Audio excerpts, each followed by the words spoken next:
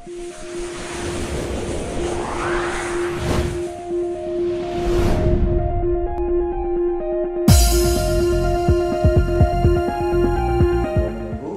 pemirsa, alhamdulillah.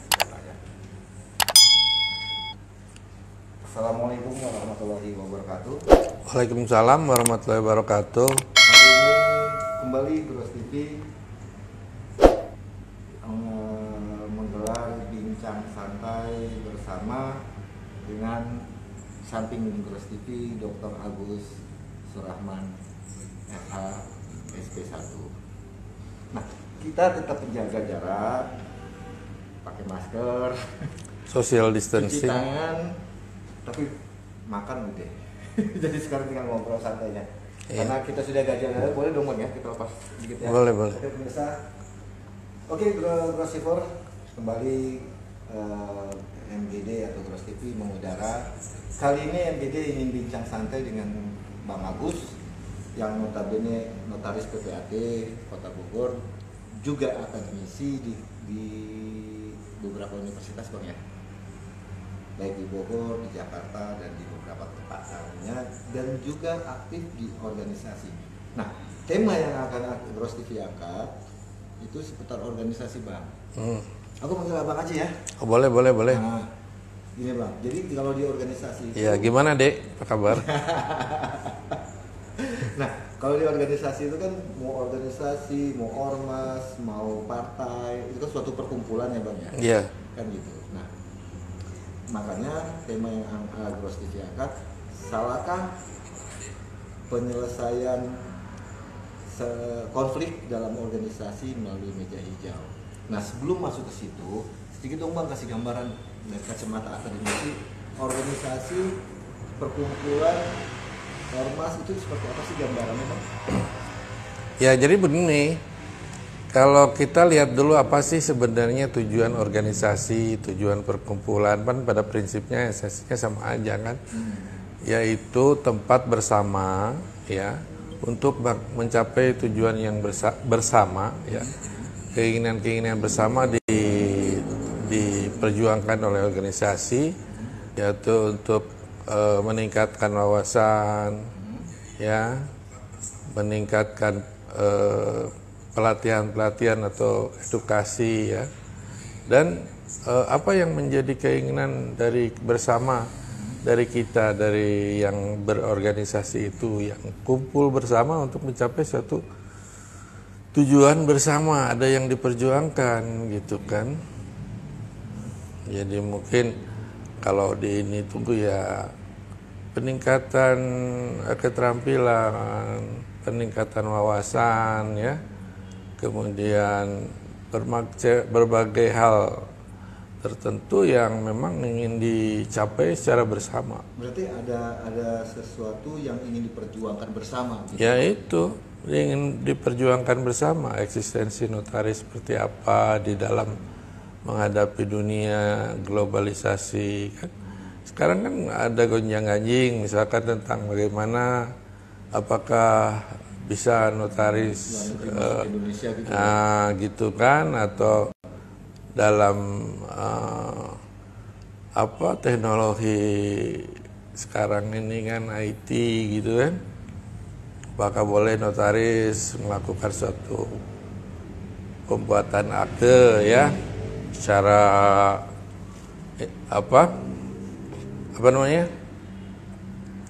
secara online. Iya.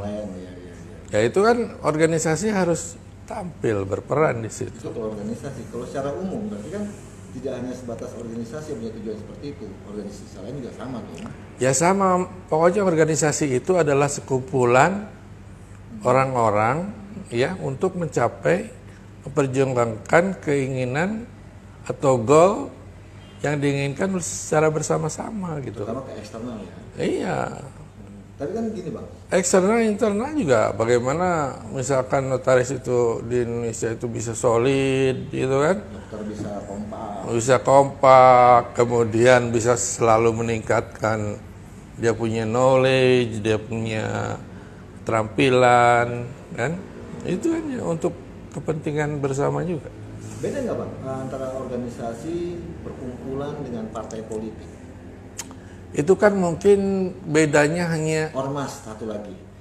apa ya, tujuannya masing-masing apa. Kalau politik itu untuk mencapai kekuasaan, iya, iya kan forward Karena untuk dia mencapai tujuannya kekuasaan. ke pemilu Nah, misalnya. iya, itu tujuan mereka bersama, tapi tetap itu adalah tujuan bersama mereka.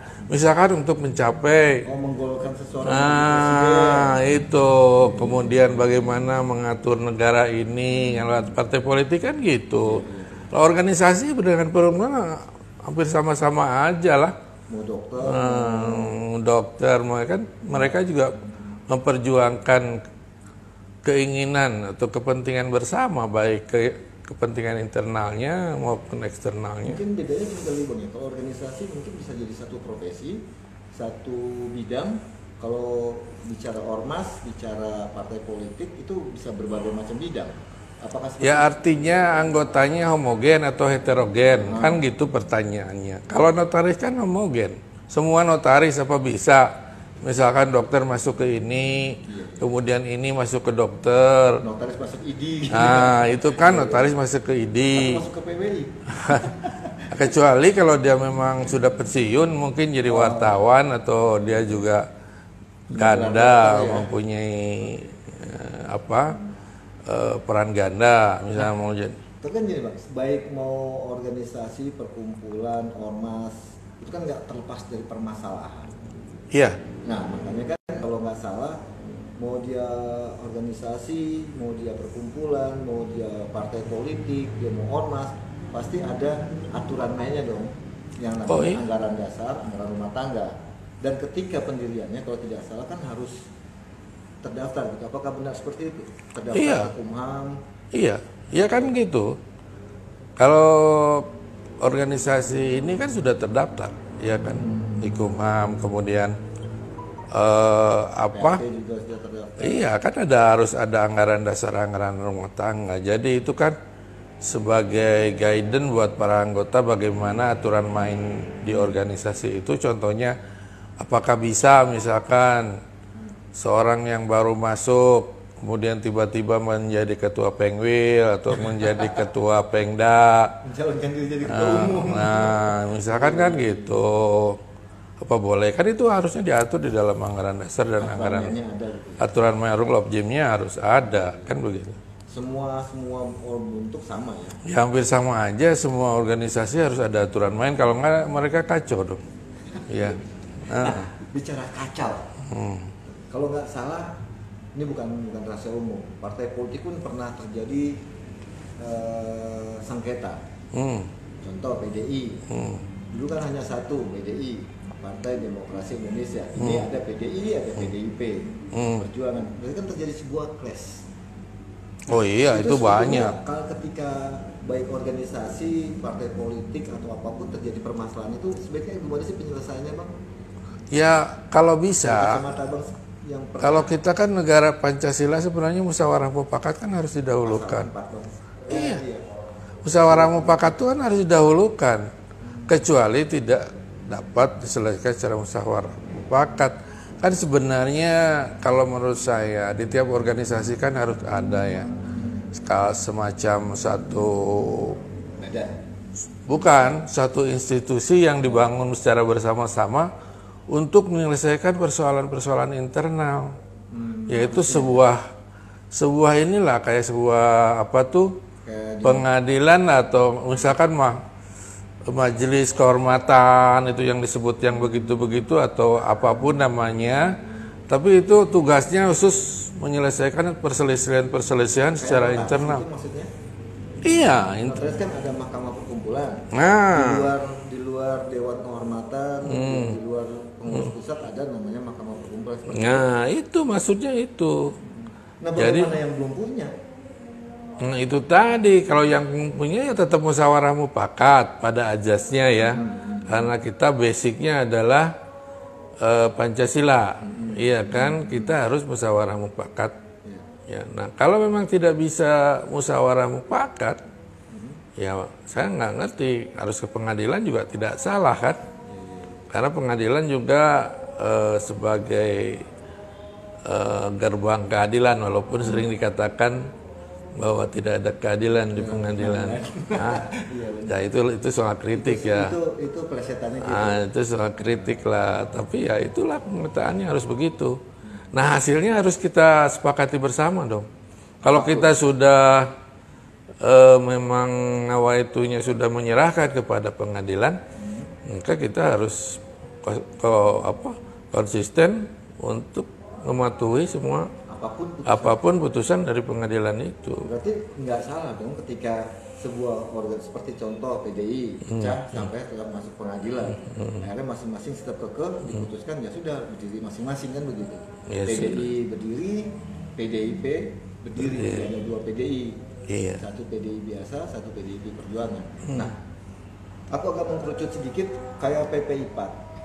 Kayak pengurus ikatan pejabat membuat akta tanah. Kan saat ini sedang sakit. Bukan sakit lagi bang. Iya. Sudah akut. Maksudnya gini, karena mungkin tadi abang jelaskan karena di organisasi IPAT belum ada institusi yang bisa menyelesaikan itu kayak di INI, maka salah nggak ketika dia adukan ke pengadilan untuk mencari keadilan? Ya nggak salah, itu hak asasi manusia. Nggak salah, siapa bilang salah? Boleh-boleh aja.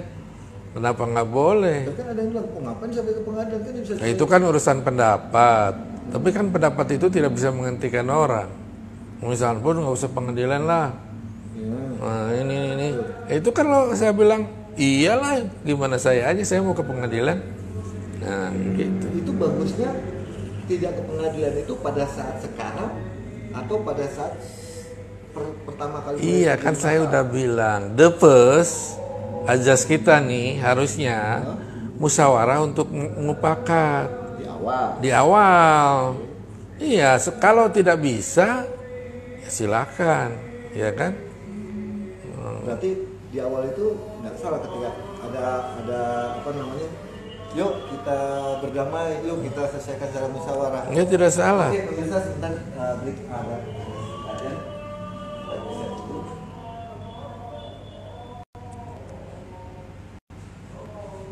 Kita lanjut. Maaf pemirsa, Gross Server MGD Gross TV, mohon maaf ada sedikit karena ada ajan di handphone.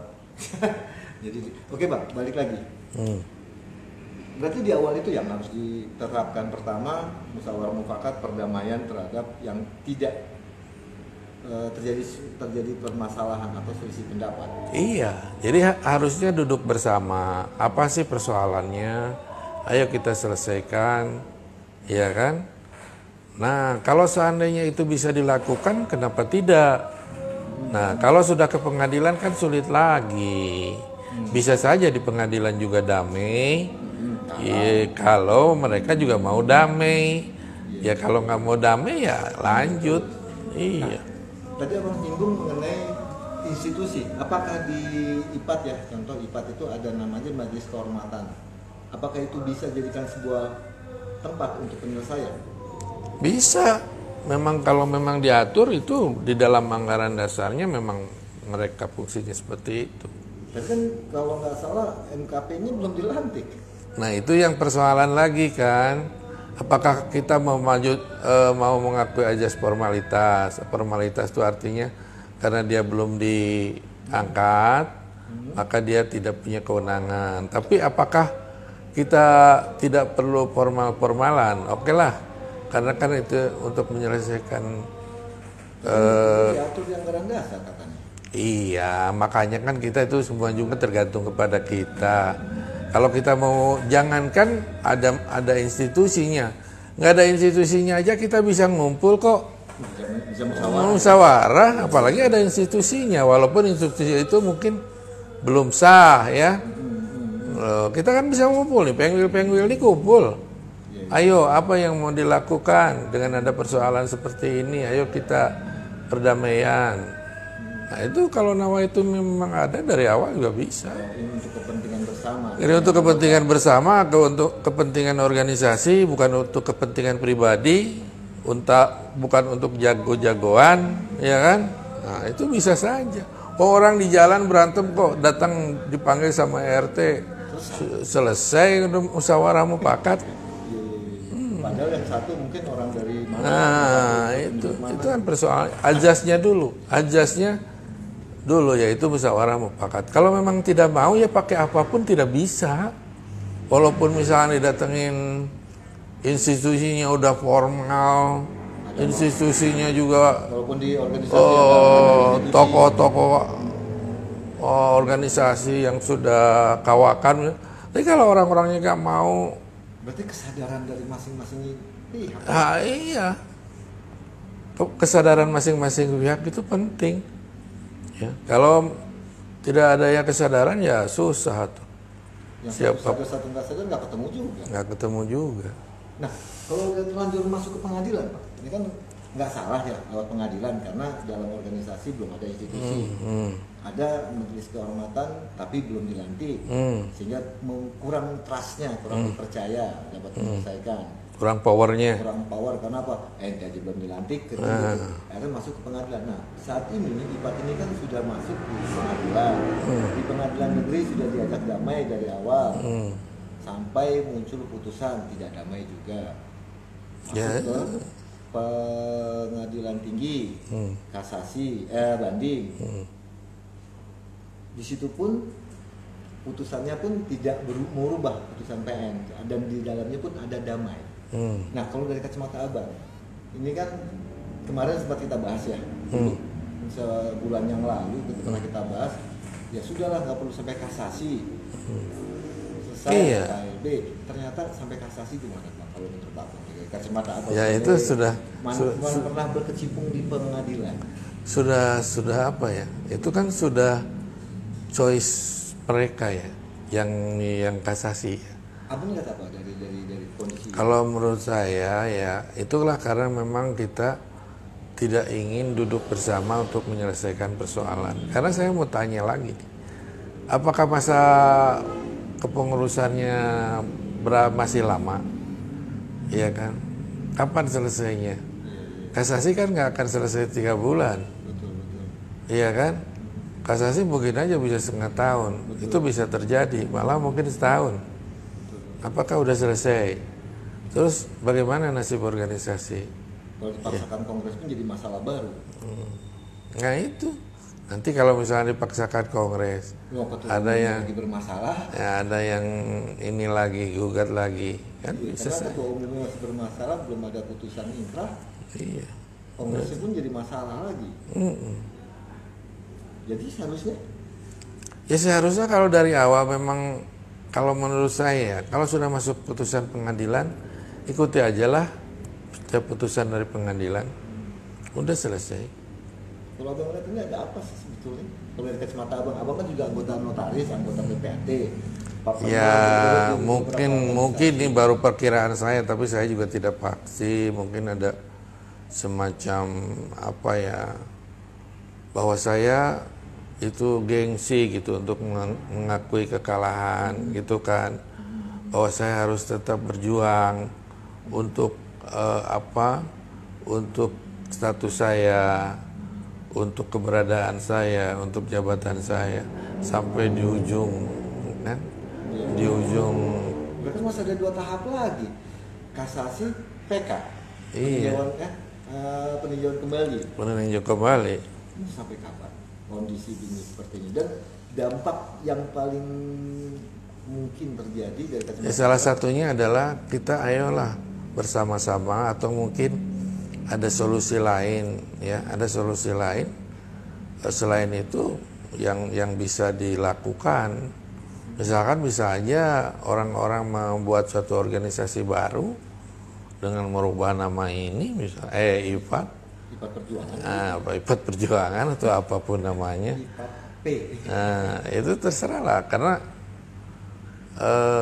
itu juga salah satu cara kalau menurut saya. Salah satu cara untuk menghindari terus berkonflik. Tapi kalau ini dipaksakan, oke, kasasi, kan mau tidak mau hukum terus berlangsung, berjalan sampai PK. Organisasi kan mandek. Iya. Secara otomatis mandek. Dipaksakan kongres pun akan jadi masalah baru. Efek terhadap Abang sebagai salah satu anggota IPA?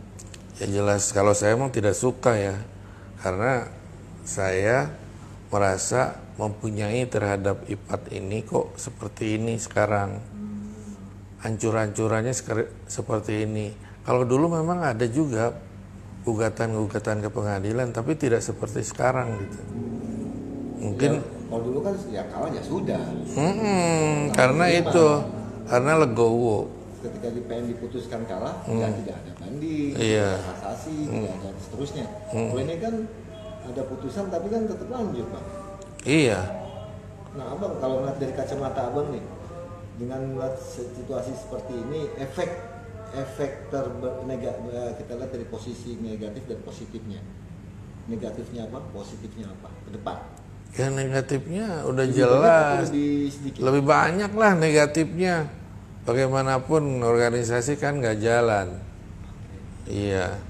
Kalau efek positifnya ya ini adalah pelajaran buat kita semua bahwa kalau ada persoalan-persoalan internal ya, itu selesaikanlah secara musyawarah mufakat. Duduklah bersama-sama. Itu jangan masing-masing membawa egonya masing-masing. Kalau akhirnya membawa egonya masing-masing ya begini jadinya. Semua saya harus menang, orang lain salah, saya paling benar, saya Walaupun benar. ada pihak ketiga yang menyatakan ini loh putusannya. Iya, jadi pokoknya gini, kalau menurut saya memang kalau udah ada putusan dari pengadilan negeri, gak usah susah, ikuti aja putusan pengadilan negeri itu, dan itu harus semua patuh, baik tergugat atau penggugat, turut tergugat dan lain sebagainya. Itu. Jadi nggak perlu lanjut. Nah, aku agak sedikit ke belakang nih. Kalau nggak salah tadi kita bahas baik organisasi, ormas itu kan harus mempunyai badan hukum. Mempunyai badan hukum, ya artinya hukum terdaftar di pengadilan, dibuat oleh notaris. Nah, ada daftar kalau saat ini Kementerian Hukum dan HAM ya. Iya. Nah, itu kan tercantum di situ nama ketua umum dan pengurusnya. Dan itu wajib dilapor ketika terjadi sebuah perubahan baik partai Iya. apapun kan partai politik ketika ganti ketua umum harus melapor terjadi perubahan. Ya kalau sudah didaftar, konsekuensinya kalau ada perubahan harus lapor. Nah kalau saat ini informasi yang MGD atau Bros TV terima itu belum terjadi perubahan. Itu yang salah kan, kita kan ahli-ahli hukum semua, harusnya kalau memang saya terdaftar tuh harus tetap dilapor dong perubahan-perubahannya. Karena kan diblokir, Pak. Karena diblokir karena sedang ada sengketa. Makanya tidak bisa Nah, sebelum sengketa ada nggak kalau ada perubahan-perubahan? Ada laporan. Ada. Ya, Yang terakhir kalau sedang diblokir kan bukan salah kita. Ya, artinya salah orang yang membuat kita diblokir. Ya kan? yang bersengketa ini. Iya dong, karena mereka kita diblokir. Berarti dibutuhkan kesadaran Kesadaran dari mereka. demi anggota yang 24.000 orang lebih. Jadi kesadaran pengabdian. Jadi kalau di organisasi itu ada satu adagium yang mengatakan jangan mengatakan apa yang telah diberikan organisasi kepada kita. Tapi tanyalah apa yang sudah diberikan oleh kita terhadap organisasi atau perkumpulan. Ya kan? Jadi apa yang sudah didedikasikan oleh kita terhadap perkumpulan. Jangan menanyakan apa yang telah diberikan oleh perkumpulan kepada kita. Ya kan? Kalau pengalaman Abang, saat ini kan Abang juga aktif nih baik di IMI maupun Iya, saya kan coba. Kalau saya jadi ketua kecil-kecilan, jadi ketua Pengda pernah, kemudian jadi ketua majelis pengawas beberapa periode kan, itu pengabdian semua.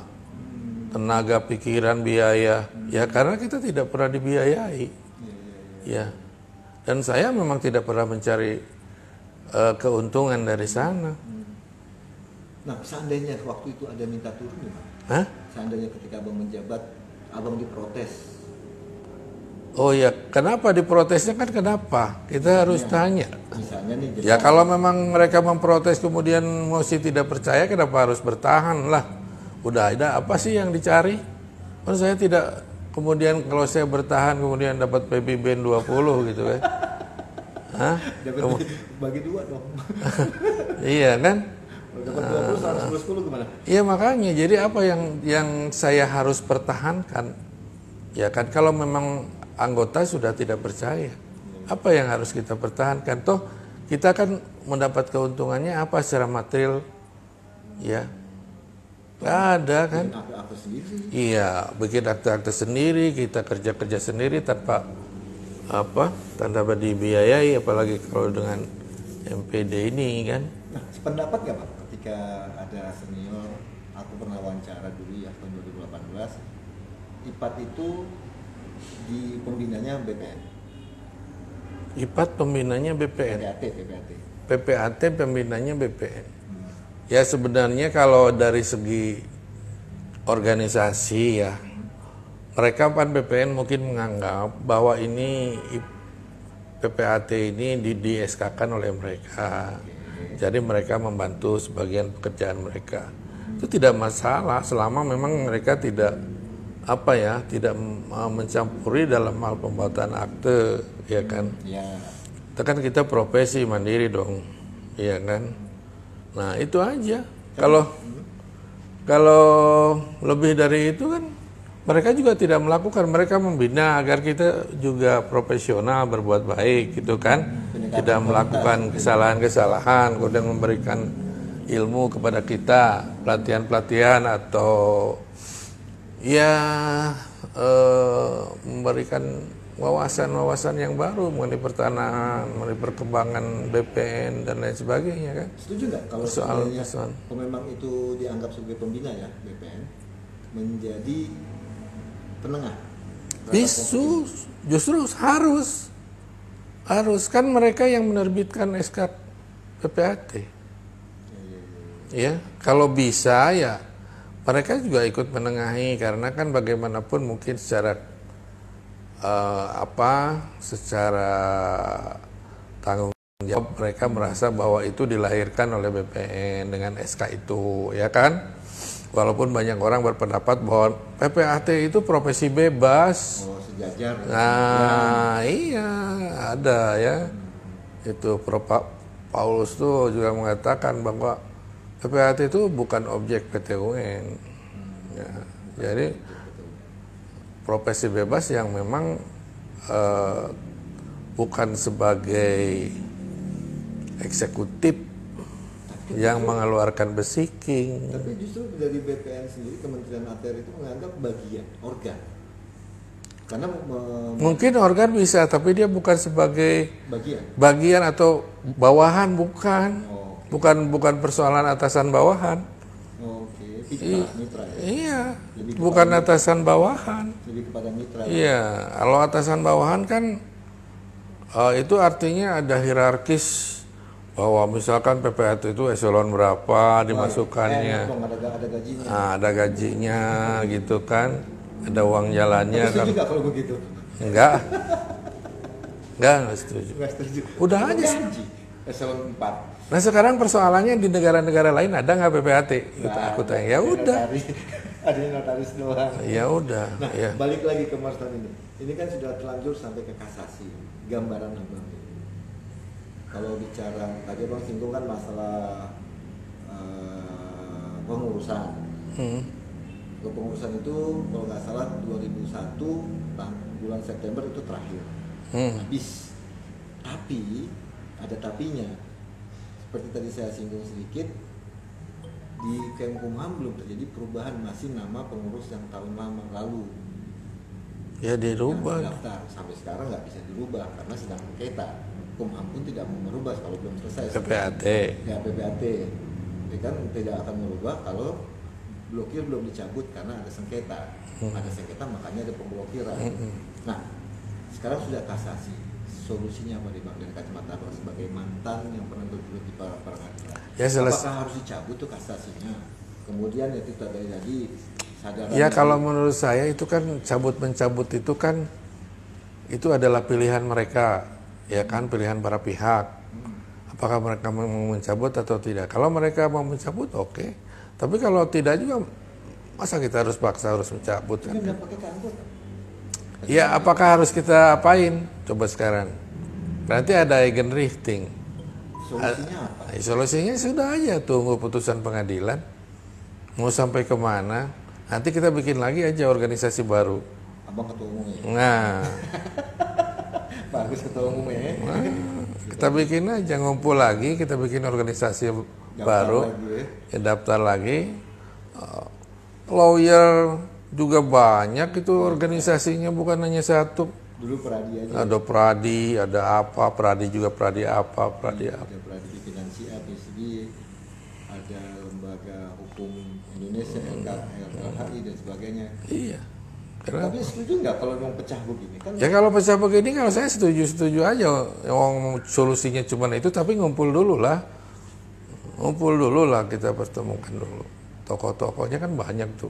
berarti Apain bingung ah? dong nanti ke depan kan? Kalau misalnya kalau terjadi ipat perjuangan, satu notarisnya sama, organisasinya ipatnya beda. Ya nggak masalah. Menterinya beda juga dong ntar. Enggak lah. Itu lawyer itu. Ada Pradi, ada ini, ada itu. Tapi aman-aman. Aman-aman aja. Terakhir lah, closing statement dengan Ya maghrib ya berdirinya- maghrib. Karena udah terakhir, karena sudah jam maghrib juga. Closing statement dengan bergulirnya permasalahan ini yang dulu isunya akan terjadi sebuah kesepakatan perdamaian, tapi justru belakangan ini isunya katanya kasasi sudah masuk ke Mahkamah Agung ya. Kalau daftarnya di pengadilan negeri dulu. Ya, mulai negeri sudah masuk, kasasinya tinggal memori Kasasi, kasasi, kontra memori kasasi. dan hasilnya seperti apa. Nah, kalau melihat ini kan kata Bang tadi nggak dalam waktu dekat bisa 3, 4, 5 setahun baru kelar. Iya. Closing statement dengan melihat kondisi seperti ini, organisasi yang sudah mau kongres lagi yang kemungkinan kalau dipaksakan kongres pun akan jadi masalah karena kepengurusannya juga belum terjadi perubahan di Kumham. Terakhir gimana pendapat Abang dengan Ya kalau menurut saya ya tunggu aja sampai putusan kasasi. efeknya? Ya efeknya ya artinya organisasi ini kan tanpa henti berkonflik, forever konflik. Dari awal sampai akhir. Nah, forever konflik, tak pernah berhenti konfliknya, never ending. Ya, akhirnya gimana? Ya kalau menurut saya itu salah satunya juga gagasan saya, bentuk aja the new IPAT namanya. Di IPAT. Di New IPAT. Oke. Mungkin yang bisa disampaikan Bang buat teman-teman Oke. PPATC Indonesia. Baiklah teman-teman se-Indonesia atau rekan-rekan yang saya hormati, saya cintai semuanya. Jadi kalau bicara soal konflik yang tidak pernah berhenti ini memang kita capek ya.